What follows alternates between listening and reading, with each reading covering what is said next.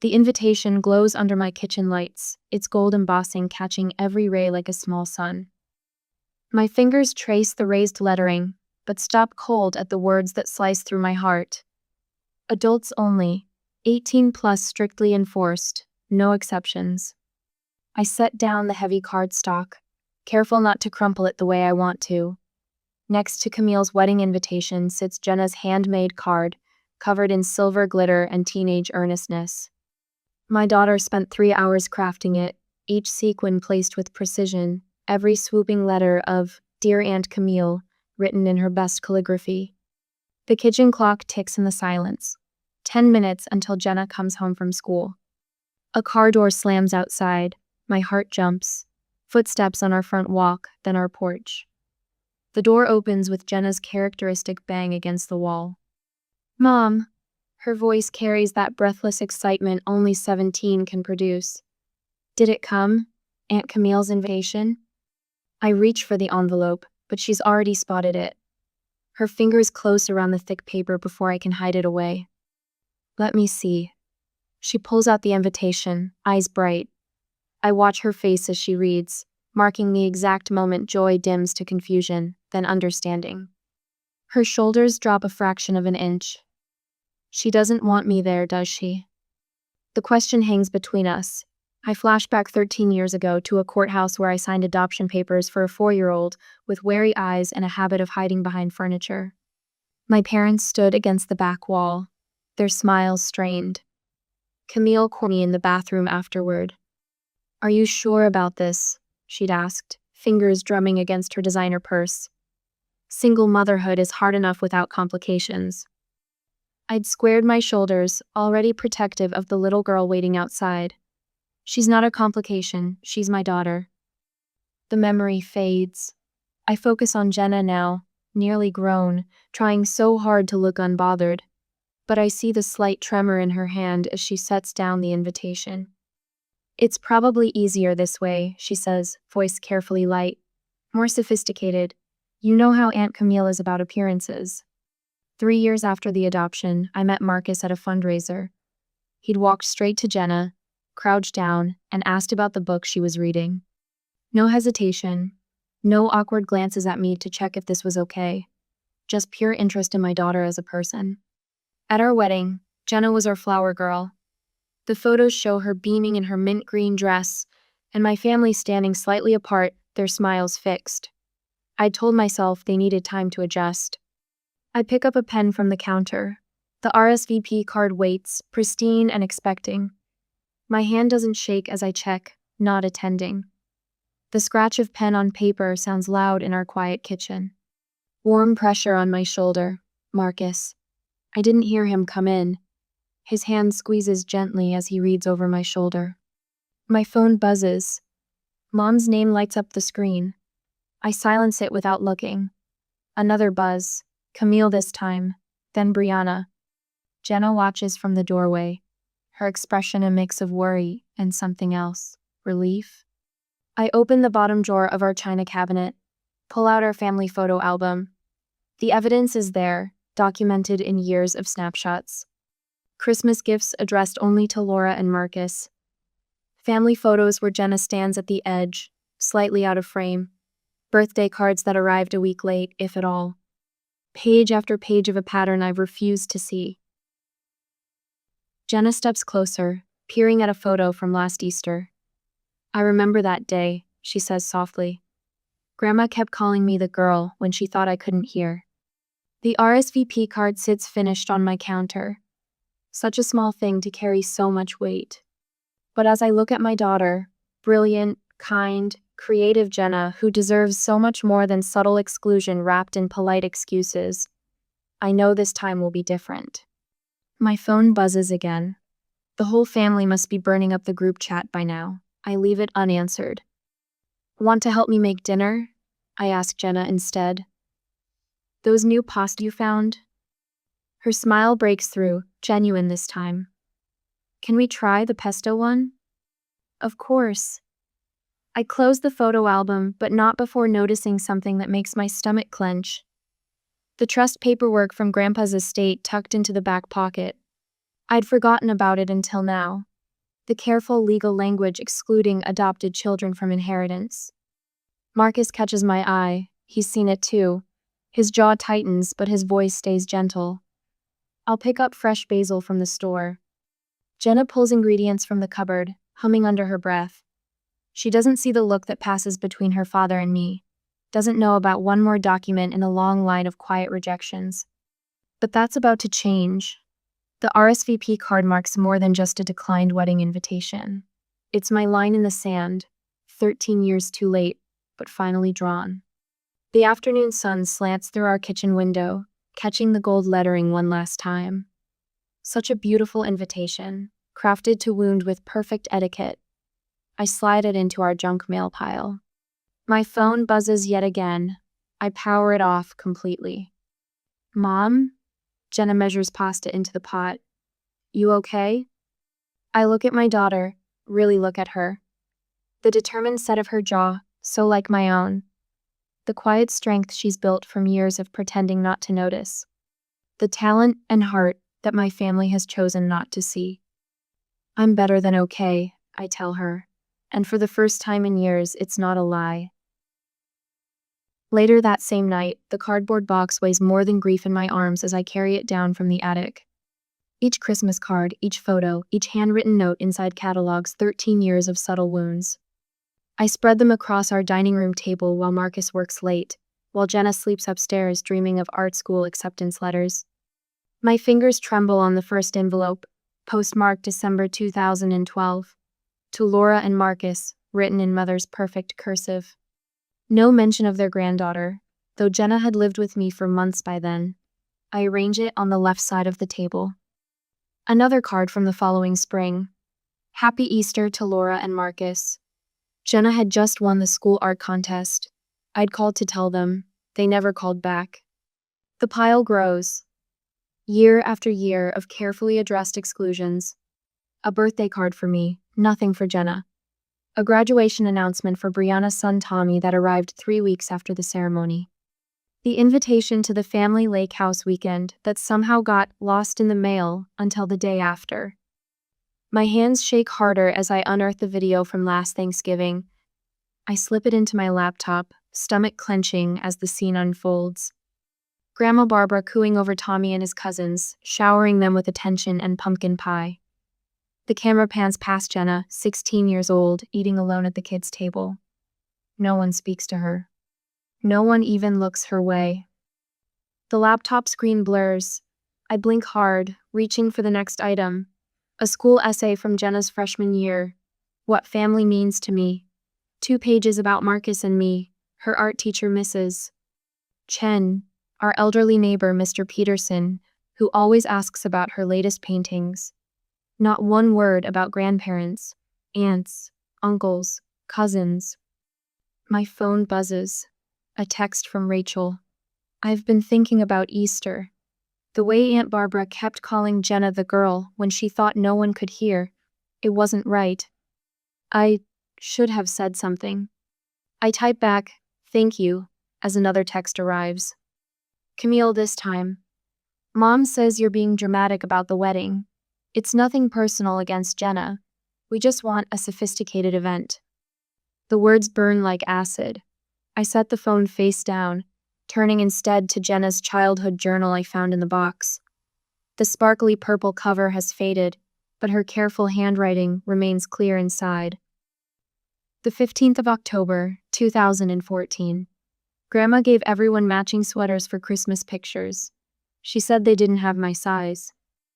The 3rd of March, 2015, Aunt Brianna's birthday party. Had to sit in the garage because there weren't enough chairs. The 25th of December, 2015. They forgot I don't like peanuts again. Or maybe they didn't forget. A door creaks upstairs. I freeze, listening for Jenna's footsteps, but the house settles back into silence. My eyes drift to the latest evidence. Brianna's Facebook photos from last month's family dinner. 18 smiling faces around a table laden with food. We weren't invited. Those posts are public, you know. Marcus's voice startles me. He stands in the doorway, briefcase still in hand, jaw tight as he surveys the table. Everyone can see who wasn't included.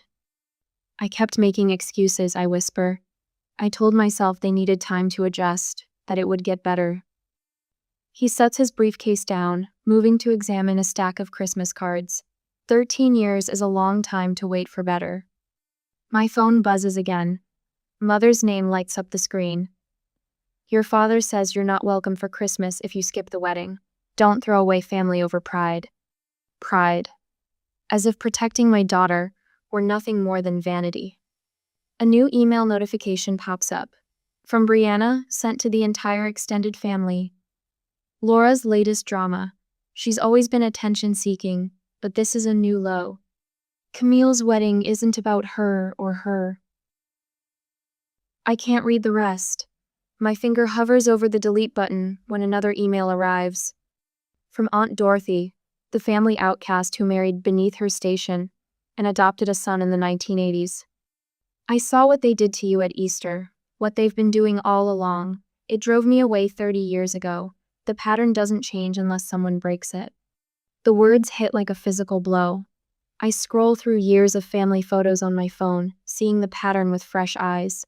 Jenna always slightly apart, always on the edges, always almost cropped out. Marcus picks up a manila envelope I haven't opened yet. The return address shows my father's law firm. What's this? I don't. The words die as he pulls out the contents. Legal documents, the family trust paperwork I'd signed without reading carefully 5 years ago. His finger traces a single devastating line. Benefits to be distributed among blood descendants only. Adopted children are specifically excluded from inheritance. The paper slips from my numb fingers. All these years I thought they just needed time. Just needed to know her. Just needed to see her heart, her talent, her gentle soul. But they'd written her out before they ever gave her a chance. Marcus gathers me close as the tears finally come. What do we do now? Through the window, dawn paints the sky in watercolor shades of pink and gold. The same colors Jenna uses in her sunrise paintings. I think of her portfolio, filled with beauty despite every rejection. Think of her quiet strength, her unfailing kindness to the family that never wanted her. I reach for my phone one last time. Open the family group chat. Click Leave Group. Now, I say, voice steady. We show them what real family looks like. Upstairs, Jenna's sleeping softly. She doesn't know about the trust fund, the emails, the wedding drama. Doesn't know I've spent the night excavating years of carefully hidden wounds.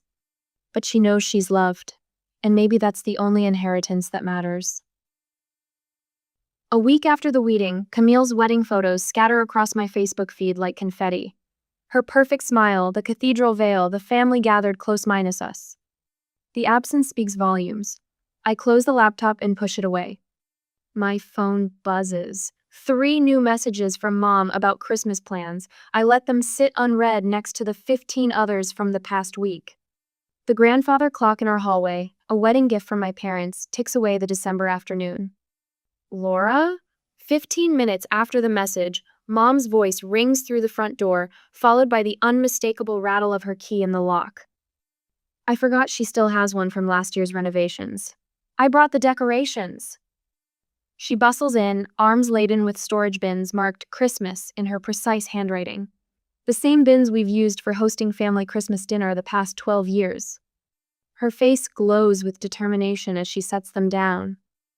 I thought we could get an early start this year, she says, pulling out familiar strands of garland. The earlier we decorate, the longer we can enjoy it.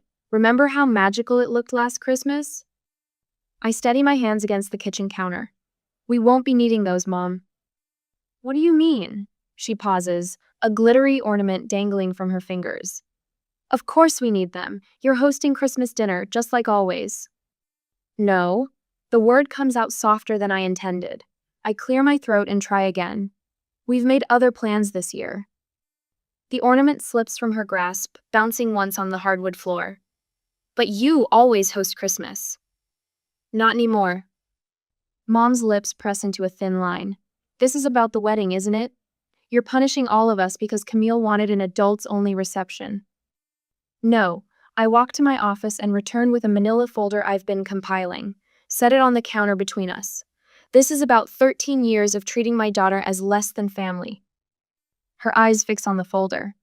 What's that supposed to be? Evidence. My voice stays steady. Tell me, Mom, when was the last time you called Jenna your granddaughter? The front door opens again. Marcus's familiar footsteps cross the entryway, followed by the thud of his briefcase hitting the floor. He appears in the kitchen doorway, reading the tension immediately. Without a word, he moves to stand beside me. The doorbell chimes. Mrs. Henderson from next door peers through the glass, holding a plate of Christmas cookies. I wave her in, full for the interruption. Laura, dear, I wanted to drop these off and ask how Jenna's art show went. The whole neighborhood's talking about her talent. Mom shifts uncomfortably, saying nothing. Mrs. Henderson's warm smile never wavers as she sets down the cookies and asks about specific paintings, remembering details about Jenna's work that my own mother has never bothered to learn. My phone rings Rachel, offering to host us for Christmas dinner. The contrast between chosen family and blood relatives tightens my chest. Your father will be devastated, Mom tries again, desperation creeping into her voice. He looks forward to Christmas here all year. I doubt he'll notice Jenna isn't there. The words taste bitter. He never has before. That's not fair, Laura. We've tried. Have you? The dam breaks. Last Easter, you called her the girl when you thought she couldn't hear. At Thanksgiving, she sat alone at the kids' table while her 16-year-old cousins ate with the adults. Every Christmas card addressed to Laura and Marcus like she doesn't exist. The trust paperwork explicitly excluding adopted children. She's not blood, Laura. Mom's voice rises. One day she'll leave you and then what? We're just trying to protect you. The kitchen falls silent.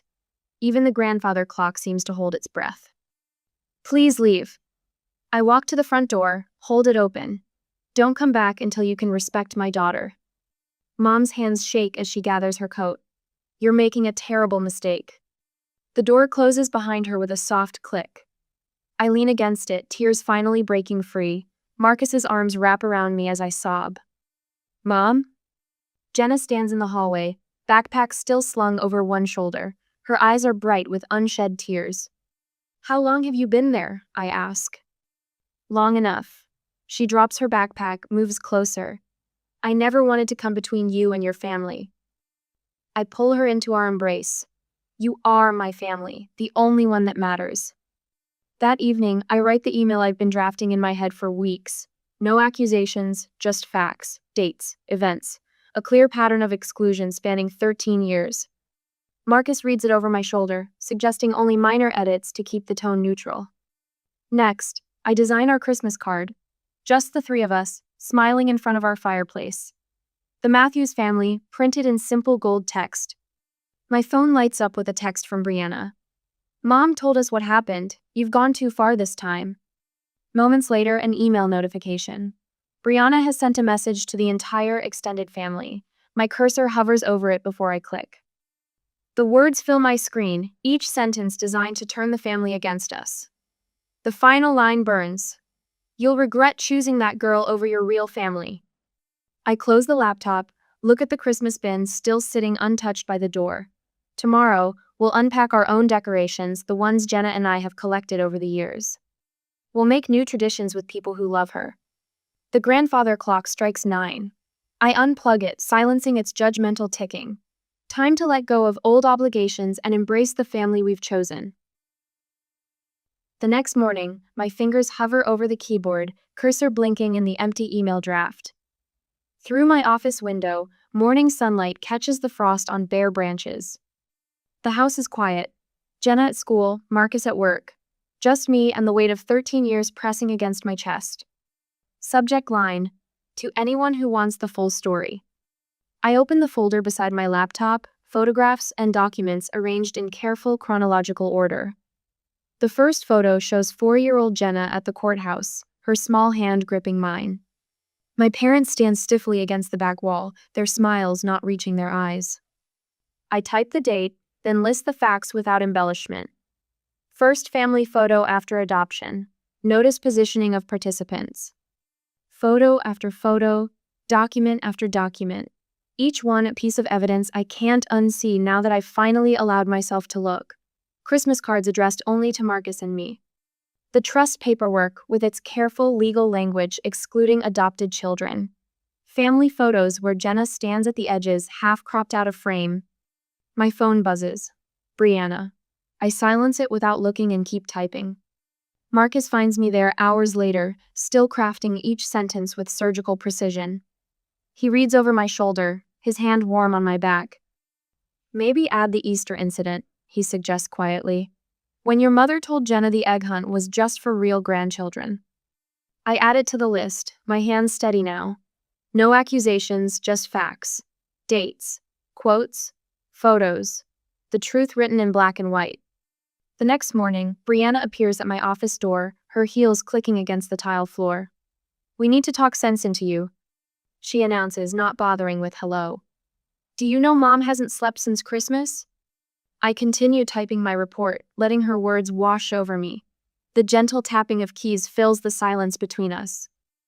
Laura, look at me when I'm talking to you. I finish my sentence, then meet her eyes. Did you know Jenna spent last Christmas alone in her room while everyone opened presents? She said she didn't feel well, but I found her sketchbook later. She'd drawn the whole family celebrating without her. Brianna's face flushes. That's not.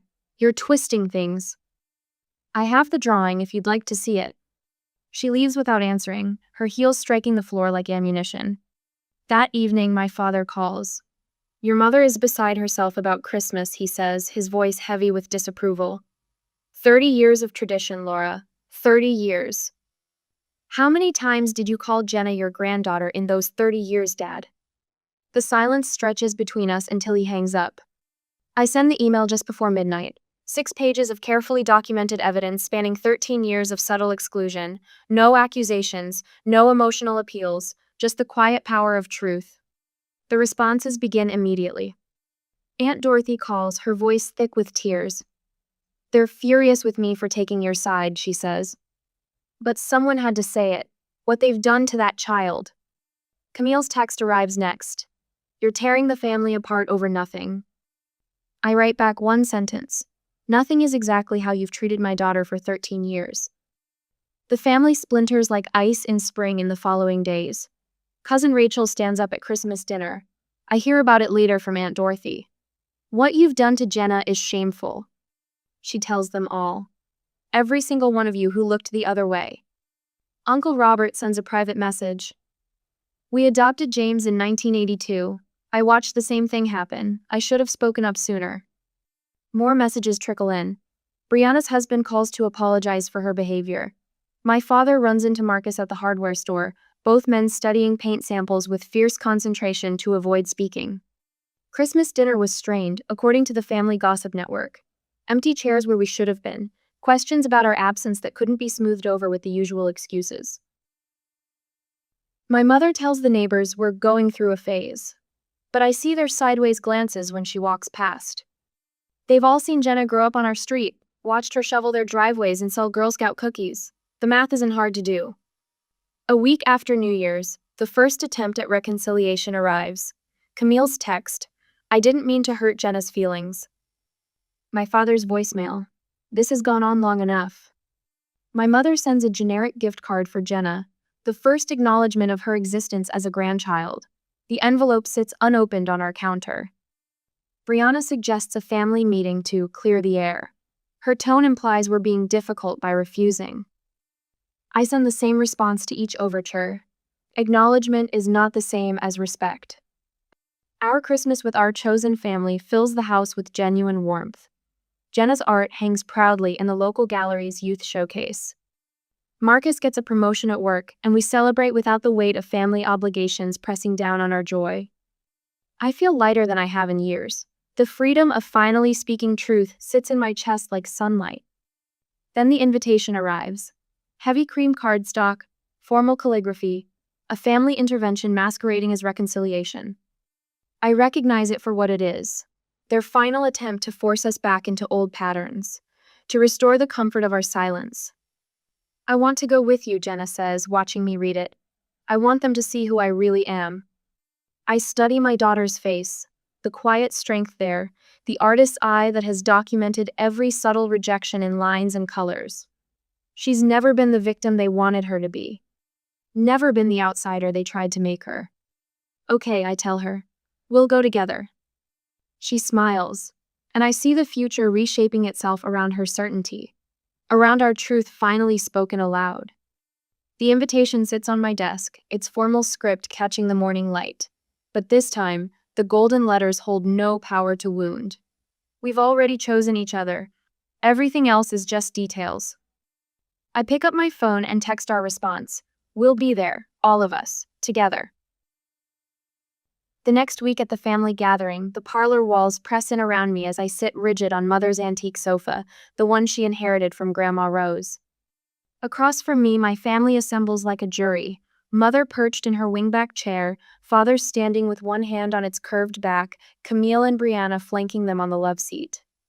Laura. Mother's voice breaks on my name. Her hands flutter toward Jenna, then drop without completing the gesture.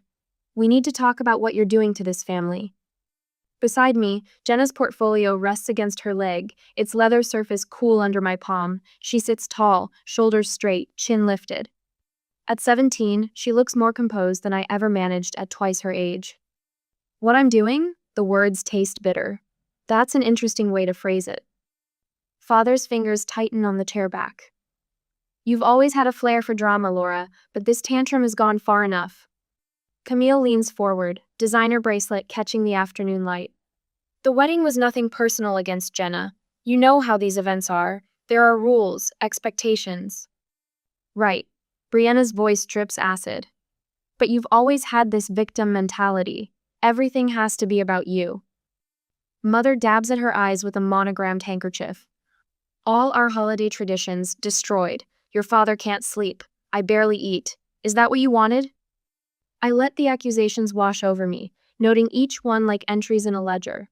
The same patterns, the same manipulation, but for the first time I see them with perfect clarity. My hands remain steady in my lap. Are you finished? My voice comes out soft, but carries to every corner of the room. Because Jenna has something to say. The shock ripples through them like a stone dropped in still water. Mother's handkerchief freezes mid-dab. Father's mouth opens, then closes. They never expected Jenna to speak. In their minds, she's always been a prop in their family drama, never its narrator. Jenna rises, unzipping her portfolio with steady fingers. The sound cuts through the silence like a knife. I'd like to show you something. Her voice holds none of the tremor I'd feared. My senior art portfolio. The theme is family perspectives. She pulls out the first piece, a watercolor of last Christmas dinner. The family clusters around the dining room table, faces warm in candlelight. But at the edge of the frame, a small figure sits alone at a card table, fork suspended over a plate. The isolation radiates from every brush stroke. Mother's breath catches. Camille shifts on the love seat, the leather creaking beneath her. The next painting shows Easter brunch. Cousins hunt eggs on the lawn while adults chat on the patio. A teenage girl stands by the fence, camera in hand, documenting a celebration she's not part of. The composition draws every eye to that solitary figure. This one's called Outside Looking In, Jenna says quietly. Piece by piece, she builds her case. Each painting captures a moment of exclusion through a child's eyes. The skill is undeniable, the emotion raw and true. The family portrait takes center stage, frames within frames showing empty spaces where relatives should be. Father won't meet my eyes now. Mother's tears have stopped, replaced by something that looks like real pain. This is what you've done, I say into the silence, not with words, but with actions. Every Christmas card addressed only to Marcus and me, every family photo where Jenna stands apart. Every gathering where she ate alone. Camille stares at the artwork, her perfect makeup cracking around the edges. I never realized she could. Paint? Jenna's smile holds no warmth. See? Feel? There's a lot you never realized about me. Brianna surges to her feet. This is manipulation, using art to make us feel guilty about perfectly normal family boundaries. Normal? The word explodes from my chest. When was the last time you called her your niece? When did any of you send her a birthday card? Which of you knows her favorite color, her dreams, her fears? She's not blood, Mother whispers, but the words lack conviction. Neither is Marcus. I stand, resting my hand on Jenna's shoulder. But you never questioned his place in this family. A rustle from the corner makes us all turn. Aunt Dorothy pushes up from her armchair, her silver hair gleaming in the late afternoon sun. I made this choice 30 years ago with Thomas. Chose my adopted son over my father's family traditions. Best decision I ever made. She crosses to stand beside us, her spine straight despite her 70 years. The question isn't whether Laura will come back to the fold. The question is whether you deserve to have her and this remarkably talented young woman in your lives at all. Mother's face crumbles. Father's hand falls from the chair back. Even Brianna's anger seems to deflate. Jenna's been offered a full scholarship to Rhode Island School of Design. My voice fills the heavy silence. She'll be starting this fall. That's what real family does. Supports dreams, celebrates achievements. We're not asking to be centered, just included. I gather my purse, noting how the parlor walls don't feel so confining anymore. The choice is yours now. Respect is earned. Jenna and I are a package deal. We walk out together, heads high, leaving the portfolio displayed on the coffee table. Behind us, the family sits in disarray, years of careful pretense shattered by a teenager's truth told in watercolor and oil. Are you okay? I whisper as we reach the car. Jenna pauses, her hand on the door handle. When she turns, her smile breaks through like sunrise after a storm. You know what, Mom? For the first time in that house, I really am. So, for the next 4 months, she finally healed, focused on her graduation, and was preparing for college. Now at the ceremony, the sunlight streams through the auditorium windows, catching the gold tassel on Jenna's graduation cap. The principal's voice echoes through the space, but I barely register the words. My eyes stay fixed on my daughter, poised at the edge of her seat in the front row. Marcus squeezes my hand as Jenna's name rings out. And now, your class valedictorian, Jenna Matthews. She rises in one fluid motion, the confidence in her stride making my heart swell. The emerald green graduation gown flows behind her as she takes the podium. No hesitation, no glancing around to see who's watching, just pure presence. I scan the scattered family members in the audience. Barbara sits 3 rows back, dabbing at her eyes with a tissue. Aunt Dorothy beams from her wheelchair in the handicapped section, while Rachel bounces her youngest on her knee. The empty seats where William and Brianna should be speak volumes. Jenna adjusts the microphone, her voice clear and steady. When people ask me about family, I tell them about seeds. She pauses, letting the metaphor settle. Some seeds we're born with, planted in soil we didn't choose, but the most beautiful gardens often grow from seeds we plant ourselves. My breath catches.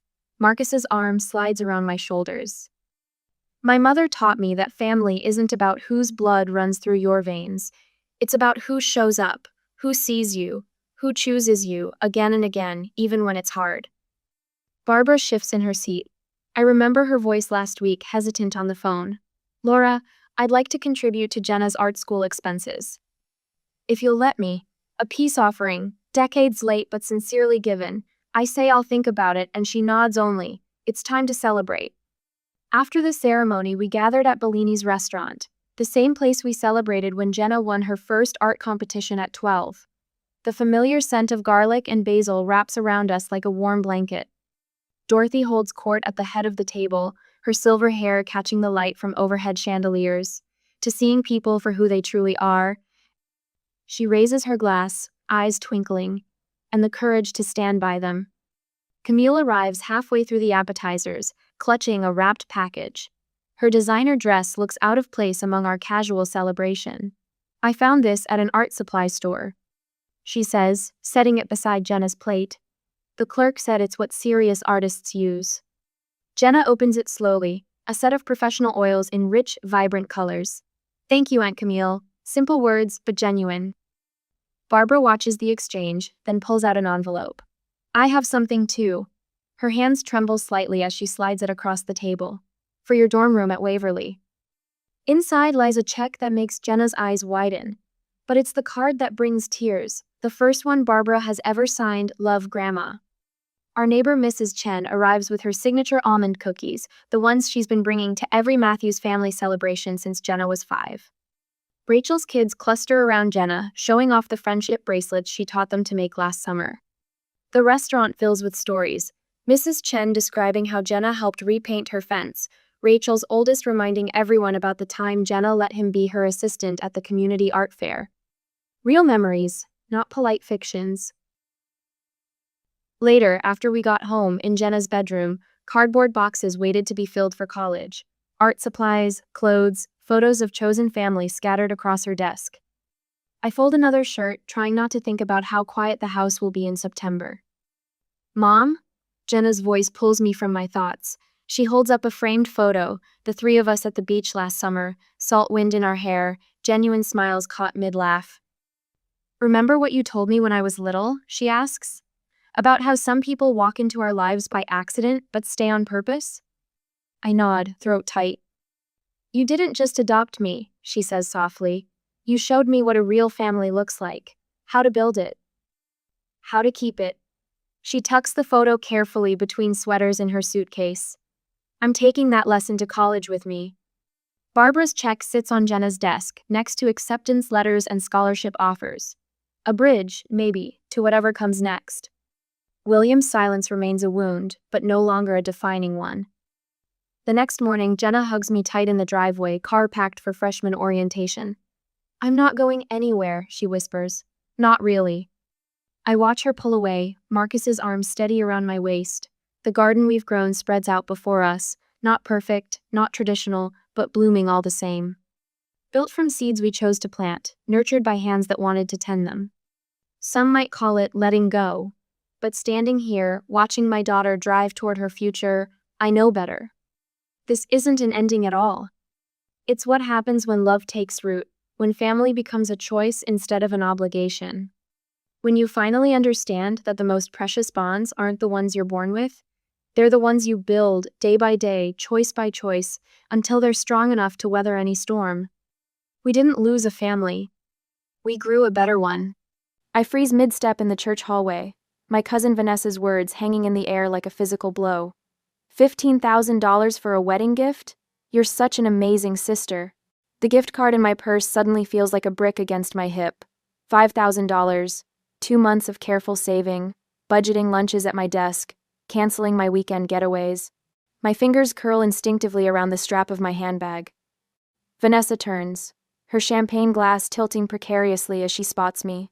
Her eyes widen, lips forming a perfect O of surprise. Oh, was it supposed to be a surprise?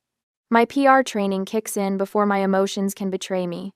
I stretch my lips into what I hope passes for a smile, though my face feels wooden, disconnected from the storm brewing inside. Don't worry about it. I manage, my voice steadier than it has any right to be. These things have a way of getting out.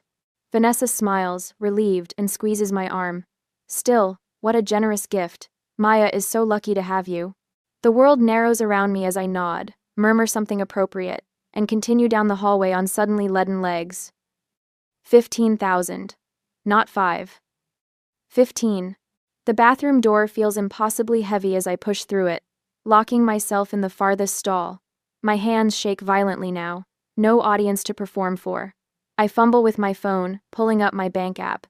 The balance mocks me, the result of months of overtime and sacrifice. The gift card receipt sits in my email, the confirmation number, and amount in bold black letters, $5,000. A memory surfaces. My mother's voice, casual and cutting over Sunday brunch last week. You know, with your PR salary, everyone expects something substantial. The way she emphasized substantial, as if my planned gift were pocket change. Mia, my perfect younger sister, nodding along. Jenny's sister gave her $20,000 for her wedding. Must be nice to have such a generous family. The dismissive look they exchanged when I'd mentioned my $5,000 gift. The gift that represented 60-hour work weeks and declined invitations to save every penny. My heartbeat thunders in my ears. Sweat breaks out across my forehead as tunnel vision threatens. I press my palms against the cool metal of the stall door, forcing myself to breathe deeply. 1 breath. 2. 3. In the mirror above the sink, my reflection stares back at me. Melia Allen, 31, successful PR specialist, reliable daughter, generous sister. My makeup is flawless, my burgundy dress wrinkle-free, my smile practiced and pleasant. But something new burns in my eyes now, a controlled fury, simmering beneath the composed exterior.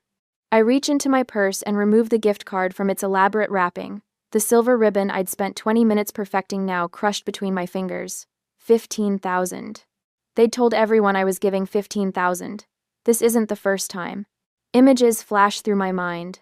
The check I wrote for Maya's final semester of college when she decided to study abroad. The loan for my parents' roof repairs that was never mentioned again. The medical bills after Dad's minor surgery last year that somehow became my responsibility. Each time, the same pattern. The casual mention of their need. The pointed references to my good fortune in my career. The implied obligation. The gratitude that never quite matched the sacrifice. Water splashes onto my wrists as I wash my hands with mechanical precision. I pat my face dry, reapply my lipstick, and straighten my shoulders. Not this time. I walk into the rehearsal dinner with measured steps, scanning the room until I spot them. Mom and Maya, heads together in conversation at the head table, both turning silent the moment they notice me. Their smiles are too bright, too eager as I approach. Guilt flickers across Maya's face before she masks it with a laugh at something our father says. Miss Allen? The wedding planner appears at my elbow, clipboard in hand, her professional smile firmly in place. Your mother mentioned you'd like to announce your gift during tomorrow's reception? I turn to her slowly, a plan forming with perfect clarity. Actually, I have a better idea. My voice sounds different even to my own ears, calm, decisive. Could I be added to the toast list? Before my mother speaks. The planner nods, making a note on her clipboard. Of course. Right after the father-daughter dance? Perfect. I smile, feeling the weight of the gift card in my purse. I think everyone will be quite surprised by what I have to say. After the rehearsal was over, the hotel room keycard slipped from my trembling fingers as I fumbled with the door. Inside, I kick off my heels, one bouncing across the beige carpet as I sink onto the edge of the bed. My phone buzzes with a text from Mom. Don't forget your speech tomorrow. Everyone's so excited about your generous gift. I switch off the phone and pull out my laptop instead. The spreadsheet glows in the dim hotel lighting, each entry a precise record of my silent generosity, a digital paper trail of manipulation. My finger traces down the screen, each row a memory. $4,700. Dad's medical bills after his knee surgery. $7,200. Mom and Dad's roof repair last winter. $11,340. Maya's final semester abroad in Barcelona. $3,890. The emergency loan when Maya's car broke down. $5,450. Parents' anniversary cruise. $15,000? The total at the bottom of the screen mocks me. $47,380 over 3 years. Nearly a year's salary after taxes. I open my banking app, staring at the balance that should be larger. Should be enough for the down payment on the small bungalow I've had my eye on for months. The cottage with the bay window and reading nook that the realtor keeps calling about. My email inbox holds more evidence. Subject lines from Maya scroll past. Thank you so much for the help with tuition. I'll pay you back someday. Love you. You're literally a lifesaver with the car thing. I owe you big time. Best, sister, ever. Barcelona wouldn't have happened without you. Not one penny repaid. I click on voicemail, finding the message from last Tuesday that I'd saved. Sweetie, it's Mom. Just confirming you're bringing the gift tomorrow. We're telling everyone about your generous contribution. 15,000 is such a meaningful number for our family, you know, since Maya was born on the 15th. Anyway, call me back. 15,000. The precise amount they knew I couldn't afford without emptying my savings. The hotel phone rings, startling me. I answer reflexively. You're not answering your cell. Kate's voice comes through, clear and fierce. What happened at the rehearsal? They told everyone I'm giving Maya $15,000. They what? Kate's voice rises. Mel, that's 3 times what you planned. My laugh sounds hollow even to my own ears. According to my spreadsheet, it's not even their biggest ask. What spreadsheet? The words tumble out as I describe the financial accounting I've kept for years, every loan, every temporary help, every guilt-induced transfer. 47,000? Kate whispers. Mel, that's financial abuse. The term hangs in the air between us. I've never labeled it before. This ends now. Kate says, her voice hardening.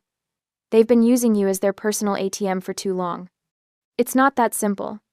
Because you've let them make it complicated. Your mother orchestrates, Maya plays along, and your father sits back and benefits without ever lifting a finger to defend you. Her words land with physical force. The trio of betrayers named so plainly. If I don't give what they've promised, I'll look like the villain. I say, only to people who don't matter. Kate counters. This is your chance to break the pattern, Mel, once and for all. After we hang up, I sit motionless, Kate's words echoing. My phone buzzes again, a late-night call from Mom. Melia, darling, just checking in. Your father and I told the photographer to capture your special moment tomorrow.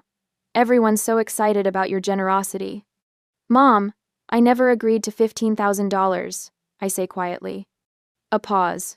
Well, that's what we've told everyone. It would be embarrassing to go back now. Her voice sharpens. You know how these things go. Perception is reality. The PR phrase my profession's mantra used against me. I need to go, Mom, it's late. I hang up before she can respond. Then notice my social media notifications blinking. 3 new tags. Cousin Vanessa's post appears first.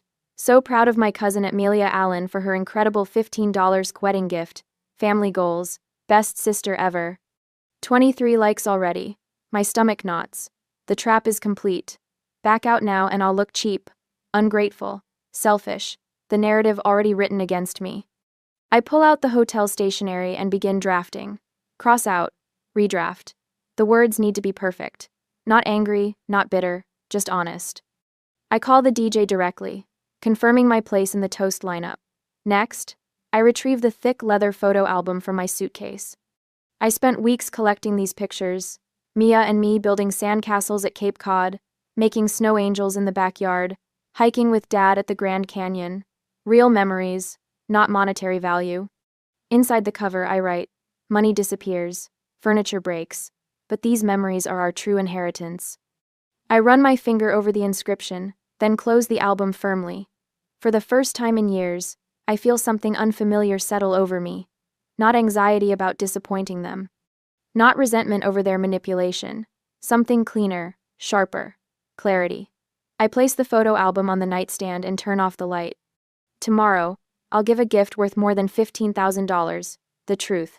Next morning, I balance a mimosa in one hand and force a smile as Aunt Carol leans in close, a perfume cloud engulfing me. Such a generous sister. She whispers, patting my arm. 15,000. When my daughter got married, her brother gave her a blender. The mimosa turns sour in my mouth. I've endured a morning of this relatives approaching with knowing smiles, congratulating me on a gift I never promised.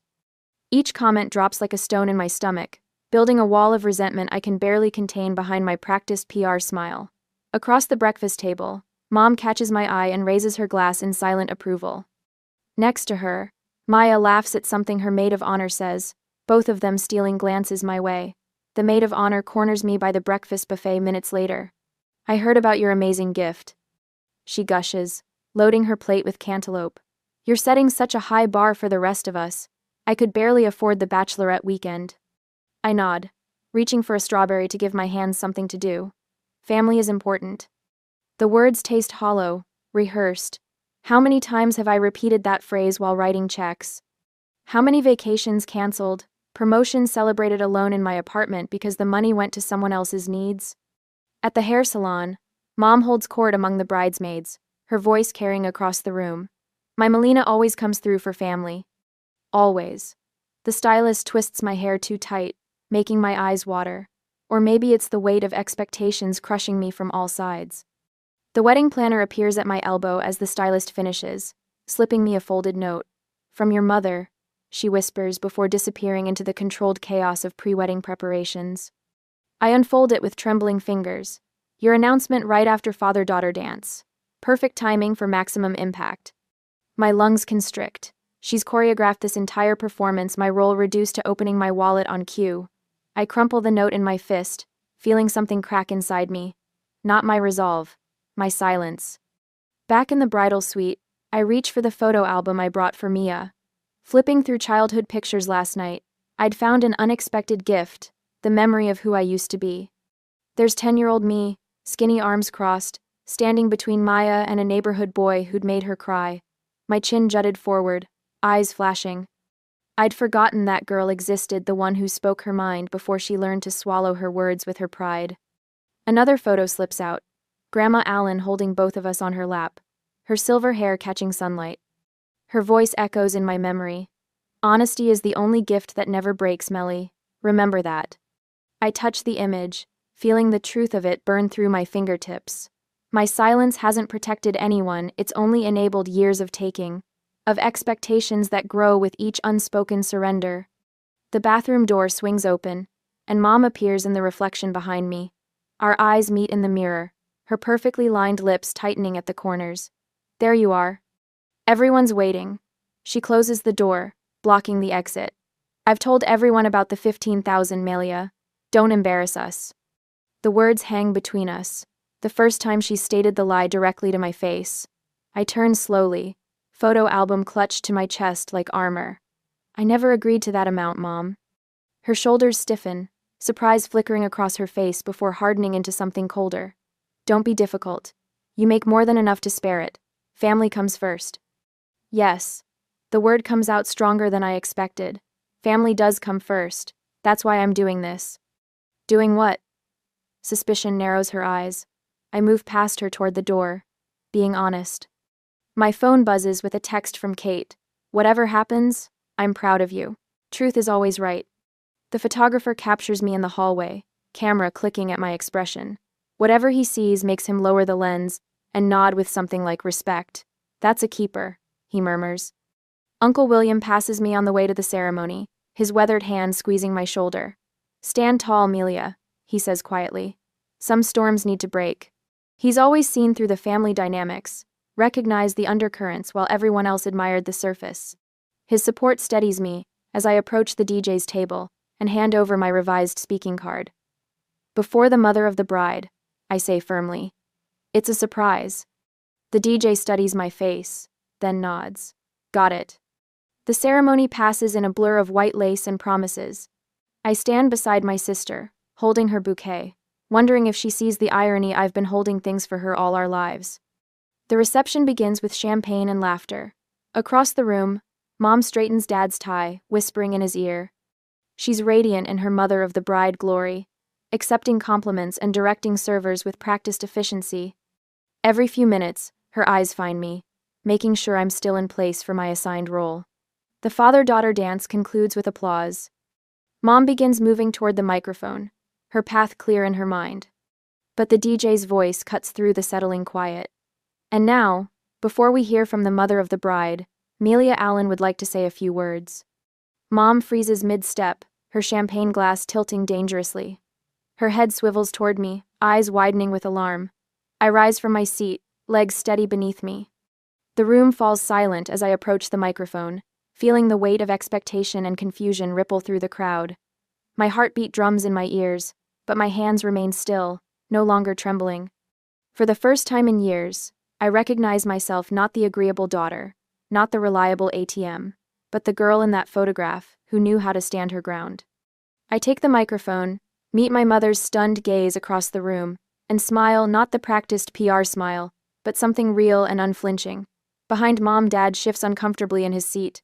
Maya's fingers twist in her lap, her new wedding ring catching the light. But I keep speaking, the words flowing now, unstoppable as truth always is once it finds its voice.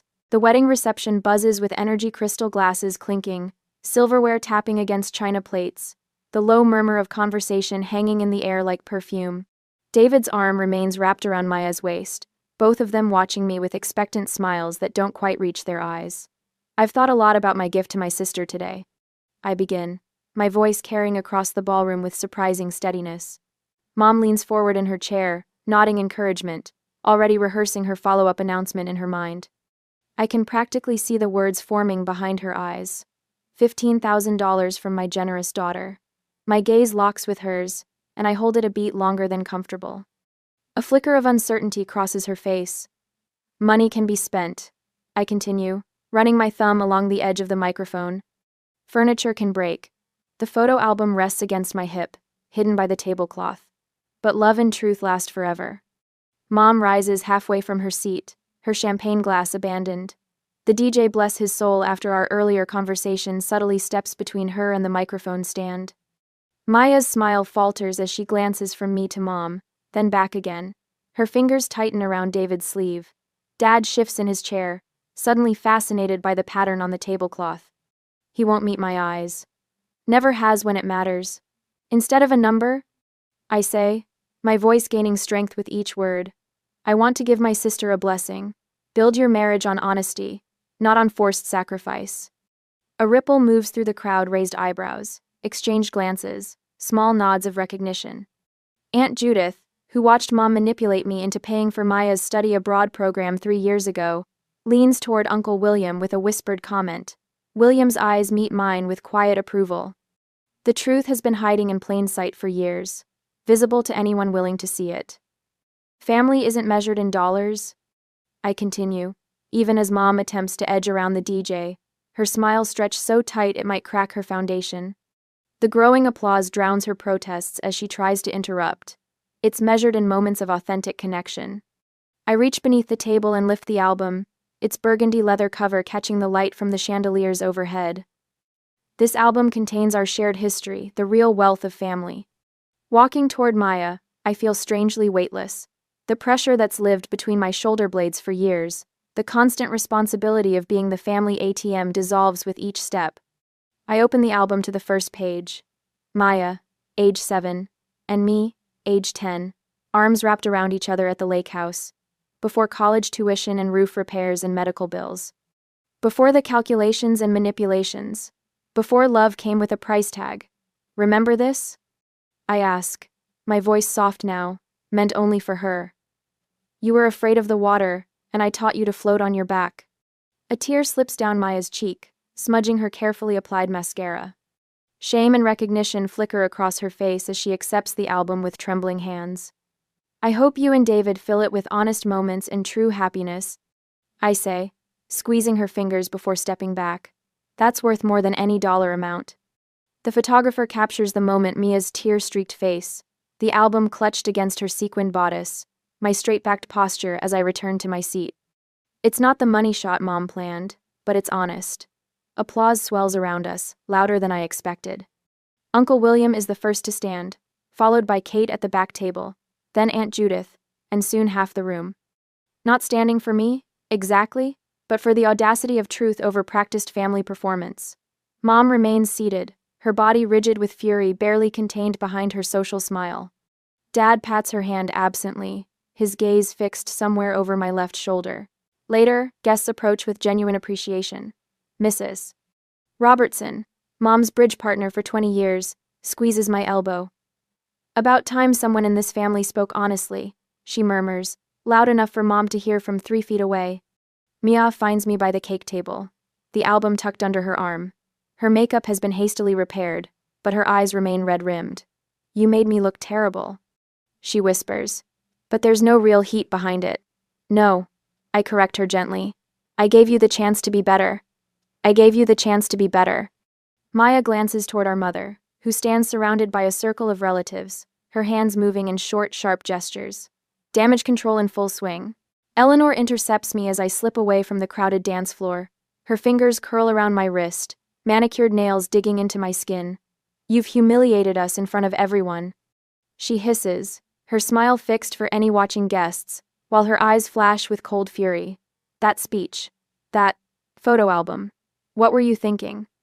I draw a steady breath, feeling oddly calm despite the storm brewing around me. The weight I've carried for years has lifted, leaving clarity in its place. I was thinking about honesty, Mom. Thomas appears behind her, his jaw clenched beneath his rehearsed smile. Your sister deserves better, Melina. On her special day, of all times. Before I can respond, Maya approaches, her wedding gown swishing softly against the polished floor. Mascara streaks her cheeks, the perfect bride's makeup now imperfect with tears. Why did you have to make a scene on my special day? Her voice wavers between genuine hurt and practiced performance. Everyone was expecting, you know. $15,000? I ask quietly, refusing to be baited into raising my voice. A gift I never promised? Eleanor's nostrils flare. We assumed you'd want to do something meaningful. With your salary. My salary barely covers my rent after I've given you $47,000 over the past 3 years. The number falls between us like a stone, precise and undeniable. Thomas blinks rapidly. Now wait just a minute. I reach into my clutch and withdraw a folded piece of paper. The spreadsheet I printed this morning, every transaction meticulously documented. Here's a complete accounting. Dad's medical copays. Mom's roof repairs. Maya's final semester abroad. That's private family business, Eleanor snaps, glancing nervously at nearby guests who've begun to notice our tense gathering. Private until you decided to announce a fictional $15,000 gift to everyone we know. My voice remains level even as heat rises in my chest. Love shouldn't come with a price tag. Uncle William approaches, champagne glass in hand. His weathered face hardens as he overhears Eleanor's rising protests. Eleanor, the girl's right, he says, placing a steadying hand on my shoulder. This has gone on too long. Mrs. Caldwell, my mother's bridge partner for 20 years, pauses nearby, her expression shifting from curiosity to discomfort as she witnesses Eleanor's mask slipping. You don't understand. Eleanor sputters, her composure fracturing. Family helps family. I agree, I say, opening my purse again. Which is why I brought these. I pull out my phone and open the text thread with Mia from 2 weeks ago. I hold it where she can see the screen. Mom says you're announcing the 15 kelvins at the reception. So generous. Can't wait. Followed by a string of heart emojis. Maya's face drains of color. I didn't, I thought. The wedding planner hovers nearby, clipboard clutched to her chest. Eleanor attempts to wave her away, but she steps forward instead. Mrs. Allen specifically asked me to prepare for this announcement, she says, addressing me directly.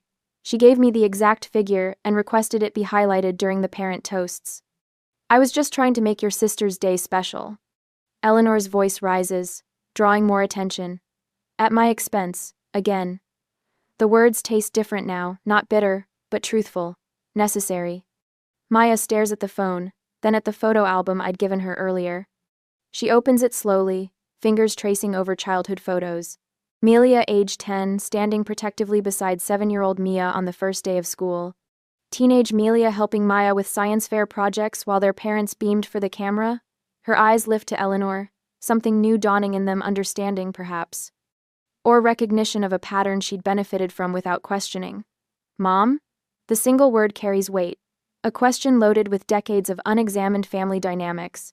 Eleanor's carefully constructed facade crumbles completely. Her shoulders stiffen as she grabs her evening bag from a nearby chair. I won't stand here and be accused by my own daughter, she announces to anyone listening. Not today of all days.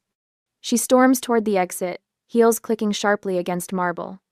Thomas follows without meeting my eyes, his perpetual retreat from conflict as familiar as his cologne. I stand alone in the aftermath, spine straight, breath even. Conversations resume around me in hushed tones. The DJ announces the next dance. Life continues. Uncle William squeezes my shoulder once before moving away. About time, he murmurs. Mia remains, clutching the album to her chest, looking smaller somehow without our parents flanking her. I didn't know, she whispers. Not everything. You didn't want to know, I correct her gently. There's a difference. She nods slowly, a flicker of something authentic crossing her face. What happens now?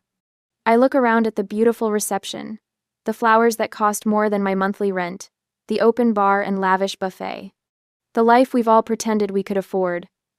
Now we start telling the truth, I say, feeling the first real smile of the day spread across my face, and see what's left. And I run my fingers over the glossy album cover, savoring the quiet of my apartment. 1 month since Maya's wedding, and the weight I've carried for years has lifted from my shoulders. No frantic texts asking for small loans. No guilt-inducing voicemails about family obligations. The morning light streams through my living room windows, catching on the unopened letter that arrived yesterday. Maya's handwriting. I've been circling it like a cautious animal, unsure whether it contains another manipulation or something new. Taking a deep breath, I slide my thumb under the seal. Dear Melia. The photo album sits on our coffee table. David picks it up almost daily, asking about the little girls with gap-toothed smiles building sandcastles at Cape Cod. I've shown him every picture a dozen times now. What I haven't told him what I need to tell you is that Mom pressured me into the money announcement. She said it would motivate you to give more. I should have stood up to her. I'm sorry I didn't. Your speech wasn't what I expected, but maybe it was what I needed. Love, Maya. My hands tremble slightly as I fold the letter. The first honest communication between us in years. I pull out my own copy of the family album, the twin to Maya's gift, and flip to a blank page. Carefully, I position a new photo, Maya hugging me after my wedding speech, her face revealing genuine gratitude, rather than the practiced smile our mother taught us. Not perfect, but real. Next to it, I leave empty spaces, room for honest relationships still forming. How's therapy going? Kate asks later that night, raising her wine glass across the dinner table. Around us, friends who stood by me through the wedding drama clink glasses and laugh. Dr. Marshall says I've got excellent boundaries now. I reply, unable to keep the pride from my voice. Last week, Dad called about their property taxes. I suggested a payment plan with the county instead of reaching for my credit card. Kate's eyebrows shoot up. And? He actually thanked me for the advice instead of making me feel selfish. I shake my head, still surprised. Baby steps. To speaking truth, even when it's difficult, Kate declares, raising her glass higher. To speaking truth, our friends echo. My phone buzzes, Mom's number. Once, that would have sent me into a spiral of obligation. Now, I silence it, planning to return the call tomorrow, on my terms.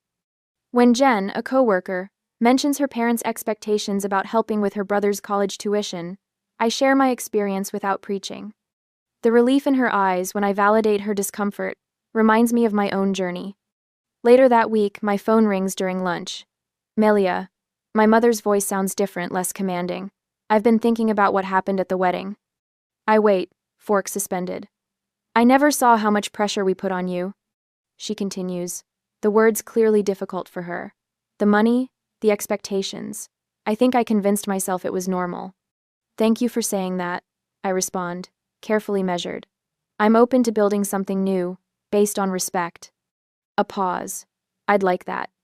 That evening, I add another photo to my album. A recent family dinner where, for the first time, no one mentioned my finances or implied obligations. Just conversation, sometimes awkward but honest. On the album's first page, I write an inscription. The true wealth of family is measured in honesty, not dollars. I close the album, leaving the final pages blank, ready for a new chapter of family history that hasn't been written yet. Sometimes the most valuable gift we can give is the courage to speak our truth.